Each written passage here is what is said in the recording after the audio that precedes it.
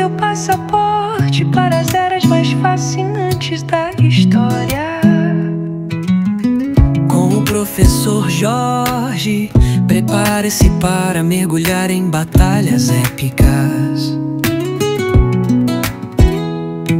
Ideias transformadoras e personagens que marcaram o mundo.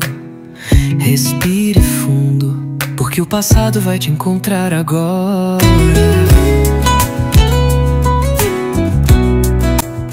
Olá, hoje a gente vai fundo nas origens da ocupação humana aqui do Brasil. Muito antes mesmo dos europeus pisarem aqui. A gente tem fontes bem interessantes para isso, né? Dados da arqueologia, estudos de línguas, até uns relatos antigos de viajantes. A ideia é entender melhor quem eram esses primeiros habitantes. E olha, era uma diversidade enorme, viu? Modos de vida bem diferentes. Então não dá para pensar num bloco só, sabe? Eram muitos povos, muitas histórias. Vamos tentar desemaranhar um pouco isso. Para começar, a arqueologia. Ela leva a gente bem para trás no tempo. Tem evidências, tipo, lá em Lagoa Santa, Minas Gerais, que foram datadas com carbono 14, né? Aquele método que data coisa orgânica antiga. E elas apontam para a presença humana lá há pelo menos 10 mil anos. É muito tempo. Exato. E isso é o que a gente tem de mais, digamos, confirmado, né? Porque tem outros indícios que sugerem ocupação ainda mais antiga, tipo 12 mil anos atrás. Em lugares como Piauí, Mato Grosso, Goiás, São Paulo também. Nossa, 12 mil anos? É uma profundidade histórica incrível, né? Com certeza. E nesses milhares de anos, surgiram jeitos de viver muito variados. No começo parece que predominavam mais os grupos nômades, sabe? Caçadores, coletores, que se moviam bastante. Mas aí, com o tempo, vários grupos começaram a desenvolver a agricultura. Isso mudou tudo, claro. Ah, sim. Imagino que aí alguns ficaram mais tempo no mesmo lugar. Isso. Alguns viraram seminômades, quer dizer, plantavam, mas ainda se moviam um pouco, talvez seguindo os ciclos da natureza. E outros se tornaram mais sedentários mesmo, como, por exemplo, os tupinambás ou os guaranis, que as fontes descrevem formando aldeias maiores, às vezes com milhares de pessoas morando juntas. Bem diferente de outros grupos, né? Tinha essa diferença grande, então? Tinha sim. Por exemplo, os guaiaque, que eram nômades mesmo, não praticavam agricultura, viviam em grupos bem menores, talvez umas 30 pessoas, segundo alguns relatos. E um ponto importante que as fontes indicam, a ideia de terra como propriedade privada parece que não existia para eles. A terra era da comunidade, um recurso coletivo. Entendi. Uso comunitário. E essa variedade toda, imagino que nas línguas também, né? Nossa, demais. Os estudos linguísticos mostram isso claramente. Não eram só muitas línguas diferentes, eram famílias inteiras de línguas, o que os especialistas chamam de troncos linguísticos. Tipo o Tupi-Guarani, que a gente ouve falar mais. Exato. Tupi-Guarani é um deles, mas tinha também o tronco G, o Aruaque, o Caribe.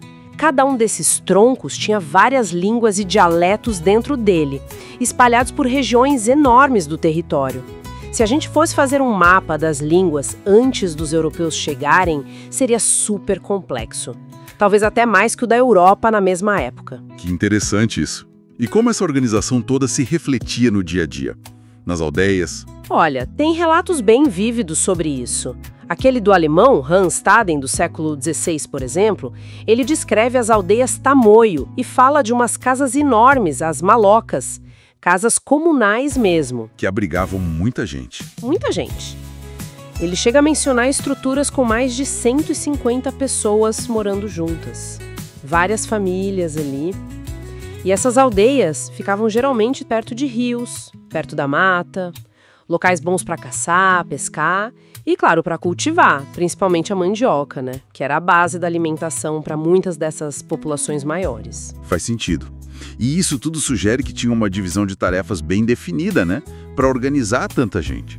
Sim, as fontes apontam para isso, geralmente. As mulheres ficavam mais por conta das roças, da coleta de frutos, do preparo da comida, da fabricação de cerâmica. E os homens? Os homens, segundo os relatos, ficavam mais com a parte de derrubar a mata, para abrir espaço para a roça ou para a aldeia, a caça, a pesca, fazer armas, canoas e também a defesa da aldeia, a guerra. Falando em fazer coisas, e a parte artística, cultural, o que a gente sabe? Ah, era riquíssima. A pintura corporal, por exemplo. Usavam urucum, genipapo, não era só para ficar bonito, sabe? Era um jeito de marcar a identidade do grupo, de indicar alguma ocasião especial, um ritual, tinha todo um significado. E além da pintura? Tinha arte em madeira, como umas máscaras muito bonitas dos carajá que a gente conhece, e a cerâmica. Nossa, a cerâmica era um show à parte. Tipo a Marajoara e a Santarém? Essas são famosas. Exatamente. Peças super elaboradas, com formas complexas, desenhos, mostram um nível técnico e artístico muito alto. Eram usadas tanto no dia a dia quanto em rituais, provavelmente. Interessante. A gente falou de organização, de arte, mas você mencionou a guerra também. Esse parece ser um ponto complexo, né?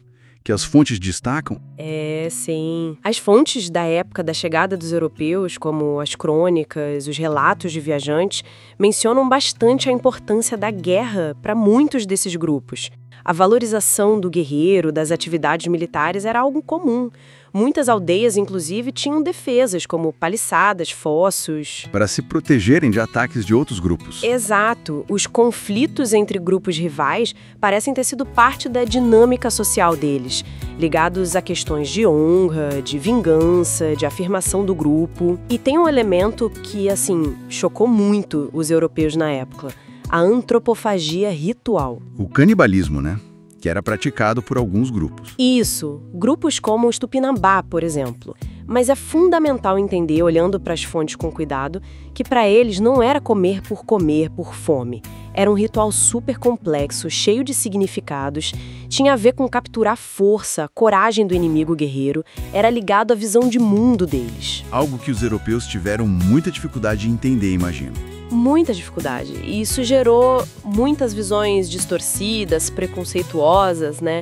É importante a gente frisar que estamos aqui só relatando como as fontes descrevem essas práticas e como elas foram percebidas na época, sem juízo de valor. Claro, com certeza. Bom, então, juntando tudo isso, o que fica? Para mim, fica a imagem de uma história humana muito, muito antiga aqui nesse território. E uma diversidade imensa. De povos, de línguas, de costumes. Sociedades que tinham organizações complexas, que produziam arte sofisticada, que tinham seus rituais. E tudo isso muito antes de 1500 chegar. Sem dúvida nenhuma. E acho que isso leva a gente para uma reflexão final, né? Pensando em toda essa complexidade, essa diversidade, essa antiguidade das sociedades originárias que as fontes nos mostram, de que forma será que essa compreensão mais aprofundada pode nos fazer repensar, talvez até recontar, aquelas narrativas mais comuns, mais simplificadas sobre como começa a história do Brasil.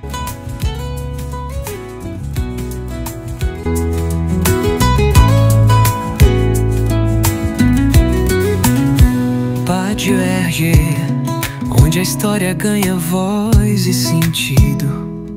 Com o professor Jorge, cada episódio é uma viagem que desperta, ensina e transforma. E lembre-se sempre, cuida da sua vida, cuida da sua história. Até o próximo capítulo no tempo.